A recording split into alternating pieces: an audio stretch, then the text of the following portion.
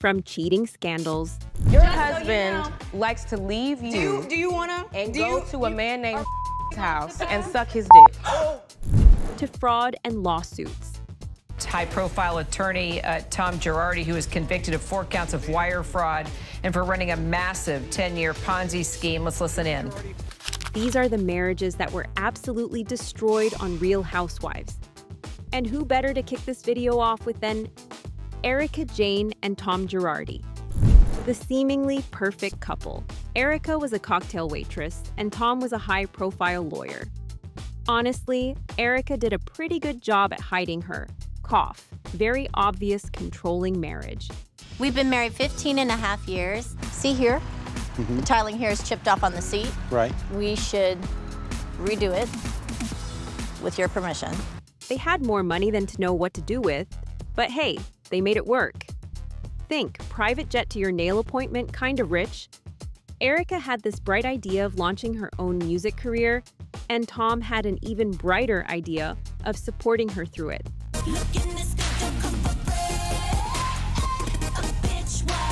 But in 2020, Erika revealed something about her marriage with Tom that left everybody's jaw hanging to the floor.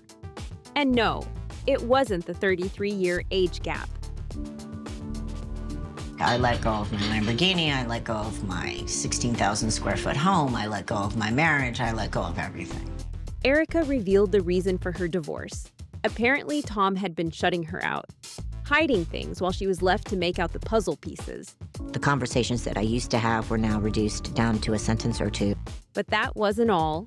Time passed and newer things came into light. High-profile attorney Tom Girardi, who was convicted of 4 counts of wire fraud and for running a massive 10-year Ponzi scheme. Let's listen in. Tom was accused of wire fraud and embezzlement. If you think that's bad, wait till you hear that the former lawyer tycoon was using donations for plane crash victims as fuel for his private jet, golf club memberships, and even Erika's TV career. That's a lot to take in for anybody. So at this point, Erika's divorce situation seemed hell lot of slime in the sand than it first had seemed. And it hurts to say this, but there's more. I just opened that phone and I was like, wow, okay. I found the evidence. Cheating? Okay, lying in lawsuits makes sense to me, but an 80-something man cheating on someone 33 years younger is where my mind stops working. Does he deny it? Nope. Now you must be wondering, how did this end? Justice finally caught up to Tom. He was diagnosed with Alzheimer's and sentenced to 7 long years in prison, including recompense for the stolen money. As for Erika, Erika claimed she knew nothing, but you know, no one was falling for that. I just hope someone's checking on Tom because he's not good. They tried to play it smart, slowly revealing Tom's condition after the lawsuit. I'm strict with how you dress, calling adults by Mr. and Mrs., please and thank yous, curfew. And divorcing Tom 1 month before the lawsuits appeared, so she could get a clean break. It all seemed too strategic. But hey, who are we to know? Happy marriage on the outside, crumbling relationship on the inside. Where have we heard this story before? Oh yay. Porsha Williams and Kordell Stewart did it before it was the new trendy thing. Met in 2009, married by 11, their wedding was nothing short of a fairy tale. Or so it seemed. You see, a lot of things were cooking up under the rug between Porsha and Stewart. Viewers were quick to notice that Kordell never treated Porsha with much respect, treating her like a kid. Everybody got their piece of the pie, creating a little ruckus every once in a while. It's never one-sided, so. Kordell's gonna have to just let Porsha be a big girl and fight her own battles. This man literally wouldn't let her have friends or family over. Made a grown woman, with a ring on her finger, mind you, choose between kids and a career. And he wasn't even cute enough to be asking all that. Here's a funny clip to lighten the mood. I want a woman, Steve. I don't want, a child that's trying to play the role of a woman. Someone that's strong and can stand her own ground. Right? And we're supposed to believe that. The final nail in the coffin was when in season 6, Porsha's mom revealed how Kordell stayed in the hospital with Porsha for 1 day after her miscarriage. I'm in control. You in control of what? Well, just in general, I'm in control. It's like I'm a man. I have responsibilities. But you're not saying you're in control. No, not of you. I'm in control, but I'm not controlling. That's just a big difference. 1 day. It's a miracle this marriage lasted as long as it did. You know what? It was about time their wedding bridge gave out, and even the ending was something straight out of Gossip Girl. You've heard of breaking up on text, but have you heard of breaking up through a Twitter notification? I found out from Twitter. That's right, everyone. This is so comedic to me. Like, what was he thinking? Typing out that surprise in his notes app while Porsha was sleeping in the room next door. I said, okay, well, let me go back to Twitter. And so I went to Twitter, and the first thing I see is Kordell divorcing Porsha. So yeah, not exactly a love story for the history books. But hey, Porsha came out better than ever. New career, new man, new attitude. Could have been worse. Luann and Tom D'Agostino. All right, don't even get me started on this one. Their relationship from start to finish has always been mind-boggling and way too public. It all started with Dorinda. Yes, you heard that right. Luann met Tom in late 2015. Thanks to Dorinda, who we now know should never be allowed to play Cupid again. But don't come here and extend a hand to me. Hi, Dorinda. How you doing? Everything, you. They started dating, and by New Year's Eve 2016, Countess was Mrs. D'Agostino. But before the bouquet could hit the ground, the marriage was already in shambles. And then it's Wednesday night. So that's at the, whatever you want to know. As you can see, the engagement was not off to a great start, but Luann is what you call a hopeless romantic. Emphasis on the hopeless cuz she forgave and forgot and went on to marry him. Just like that. Tom and I decided we're going to work through this because we truly love each other. Wow, no words. It seems that even before the wedding, everybody but Luann knew something about this new charmer, Tom. Do they seem to make sense to you? You know what? I hear he's a real player. I'm keeping my mouth shut. But I guess love really is blind. Just so you know, he calls his ex every day, tells her he loves her. And he gave her a gold bracelet for Christmas. Come on, babe. Do you have any situational awareness? The flag couldn't get any redder than this. You might be wondering, what on earth possessed Luann to go through that marriage? There have been so many people who were not supportive of Tom and I, so you know what I have to say to them? I'm here. I made it. Mwah. Well, there you have it. I guess she was trying to make a point. It was a, I'd rather be married and embarrassed than single and right type of thing. And honestly, it was a pretty sad sight, because even she knew how this would end when she was forced to defend her marriage on live TV. It comes on the heels of him kind of flirting with her and being a little suggestive with her, wouldn't you say? Right, yeah, absolutely. Yeah. And believe me, I wasn't happy. And let's not forget the infamous love tap. But nothing happened. And I'm going to believe you. And nothing happened. And nothing happened. Exactly. Did they go up? And nothing happened.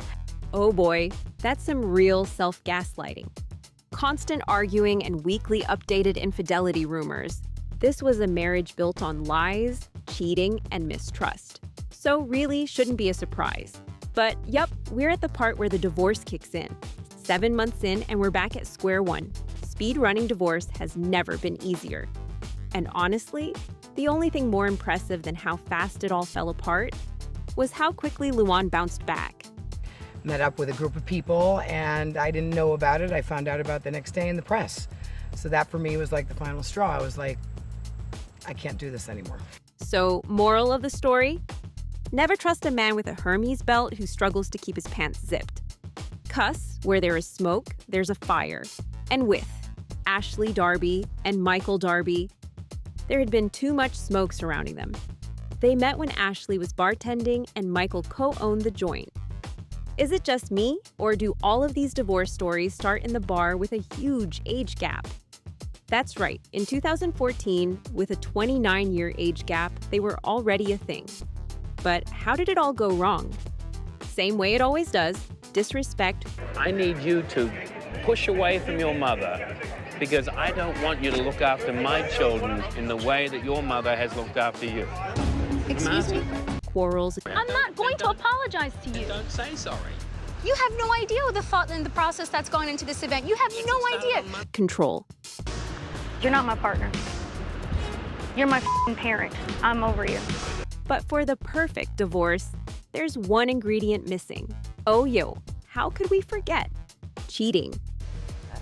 He has a boyfriend and a wife? He was asking who he can take to a hotel nearby? You know, it breaks my heart seeing these old men get away with cheating on younger women. But life ain't always peaches and creams, now is it? Your husband likes to leave you. Do you wanna? And go to a man named house and suck his dick. Scandal over scandal, controversy over controversy. Michael couldn't get enough of it. He wanted a finger in every pie. Michael squeezing the ass of a producer. Cheating, inappropriate behavior, indecent posts. Michael was running around catching all these Pokemon. He wanted them all. By season 9, divorce had landed. So I'm breaking free. I have actually filed a complaint to really initiate my divorce. Okay. Ashley smiled through it all. Oh, Michael's in the streets every weekend. He is. Oh my goodness, yes. People tell me all the time. Co-parenting with Michael and messing with a new boy toy. It looks like she's finally found stability in this never-ending fiasco of rumors and confusion. And you know what? She's never looked better. But for Vicki Gunvalson and Donn Gunvalson, it didn't end with co-parenting and a new swim in the dating pool like it did with Ashley. Vicki and Donn said, "I do" in 1994. But they were having a tough time loving, even with the vow renewal. Well, Donn and I have had an accordion-style marriage where we're far apart and we come back together, and then we're far apart and we come back together. We struggle being together and then we struggle being apart. A while later, divorce was underway, but no one really talks about an actual solid justification for the separation. But hey, that's what we're here for. You see, you don't just wake up one day and file a divorce. She was already halfway out the door emotionally and halfway into Brooks's arms. You don't talk the way to me or him, ever! If you don't know who the dude is, he's the abusive guy who faked cancer to save himself from getting canceled online. Show me. He has not shown me anything that says he has cancer. Yay, I know, it's hilarious. Vicki's idea of love, it's big, it's grand, it's loud. I want it all. I want success, I want love, I want my marriage perfect. And it's not. And listen, season 9 kindly whispers to us Vicki may have cheated on Donn more than once. Then at one of the reunions, Brianna drops a bomb and says Donn was cheating too, that he had a full-on mistress for years. So basically, when Vicki was out there chasing you-know-who, Donn had his own side quests going on. Okay, this is more than mere speculation, but still, take it with a grain of salt, would you? What we do know for sure is that Donn and Vicki really just lost the spark. Because Michael doesn't talk to me when he's home. You're never home, Vic. Vicki was always busy and never home. They spent way too much time away from each other. That resentment in their hearts for each other kept building up till they couldn't swallow it anymore.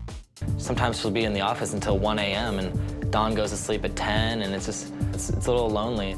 I kind of feel bad for him. Yikes. And trying to keep that relationship alive was like beating a dead horse. So yeah, this marriage didn't exactly fall apart over one thing. In the end, Vicki got the camera time, the attention, and a romance with Brooks. But at what cost? I wish I had somebody to shake me and say, you got a good guy there. Stay married. Well, I guess the quiet guy in the background is better than a guy faking cancer on TV. Who would have known? Have you heard the phrase, couples who go to jail together stay together? Well, for Teresa Giudice and Joe Gorga. It didn't prove to be very true. You see, before the fame and hairline recession, Teresa and Joe were actually childhood friends. Isn't that cute? Classic friends to lovers. But you must be wondering what went wrong with their marriage. And let me ask you, what didn't go wrong with their marriage? From the get-go, Joe's suspicious antics were off the charts. Hold on, here she comes, my bitch wife. She's such a... See that? That was Boomer Joe talking to his worker, if you know what I mean, not knowing that the mic was on. Joe hated when Teresa was too independent. He had no interest in Teresa's cookbook launch. My wife's brain is going mush. Joe says something to me that is disrespectful. He spent more time picking up mysterious phone calls and disappearing without explanation than spending it with Teresa. They had to spend even more time apart when they were both indicted. 39 counts of fraud and 11 months in prison later, a federal investigation into the Giudices concluded their opulent lifestyle was partially funded by ill-gotten gain. Teresa came out a different person. Something had changed. I don't know. I'm not the same Teresa I was, and I know he's not the same Joe. Now it was Joe's turn to go to prison and Teresa's turn to watch over the kids. Joe was sentenced to 3+ years, but during that time, Teresa came to a realization. Do you still feel the same attraction for him physically? I mean, not while he was in there. It was a confusing time, but it looked like Teresa was no longer head over heels. But what was the final blow? Deportation. That's right. It was back to where he came from for Joe. The girls expected their dad to come home after his sentence was over. So this is ripping out the rug from under their feet again. Teresa did not know what was next for their relationship and their kids, but one thing was sure. She was not a long-distance girly. I don't want that. I want somebody with me every single day. It was over. The ship had sailed. But a lot's happened. We live in 2 different countries. I get it. Do you just want to end it now? So after 2 decades, 4 daughters, a whole lot of court dates, and 1 one-way ticket to Italy later, the Giudice marriage had officially come to an end. Now, Joe's living his best life in Italy, while Teresa has found her doting but debatable one true love, Luis.